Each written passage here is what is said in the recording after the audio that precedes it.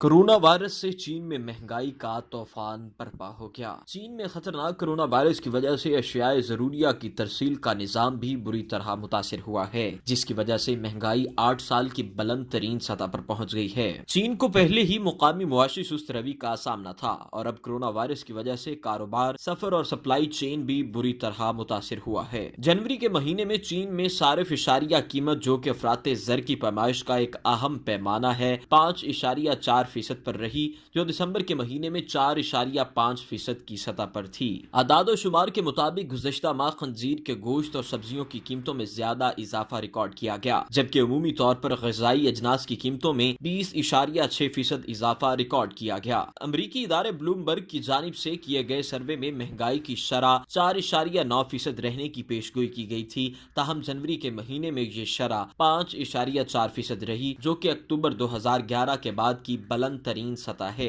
जब ये 5.5% रिकॉर्ड की गई थी। चीन के कौमी ब्यूरो बराए शुमारियात का महंगाई की शरह में इजाफे की वजह से सिर्फ साल नौ के मौका पर अशिया के तलब में इजाफा नहीं, बल्कि इसका ताल्लुक कोरोना वायरस से भी है। जापानी मालियाती कंपनी नोमोरा होल्डिंग के लिफ्टिंग ने गुज़िश्ता हफ्ते अपने तहकीकी नोट में इस बात का खदशा जाहिर किया है कि मुख्तलिफ शहरों में लॉकडाउन की सूरत हाल और दीगर पाबंदियों की वजह से ग़िज़ाई अजनास, खास तौर पर फल, सब्जियां और गोश्त बड़े शहरों तक पहुंचने से कबल ही खराब हो सकती हैं। लिफ्टिंग का मजीद कहना है कि कोरोना वायरस की वजह से खौफ का माहौल है और ऐसे में लोग ज्यादा से ज्यादा खुराक जखीरा करना चाहते हैं, जिसकी वजह से मार्केट में अशिया की किल्लत हो जाती है और फिर कीमतें बढ़ जाती हैं। ख्याल रहे कि चीन में कोरोना वायरस से अब तक 900 से ज्यादा अफराद जाँ बहक हो चुके हैं, जबकि गुज़िश्ता बरस चीन में अफ्रीकन स्वाइन फीवर की वजह से बड़ी तादाद में सूअर हलाक हुए थे और इसके गोश्त की कीमतें बहुत ज्यादा बढ़ गई थी। दिसंबर 2019 में सूअर के गोश्त की कीमत में 97%, जबकि जनवरी 2020 में 116% इजाफा रिकॉर्ड किया गया।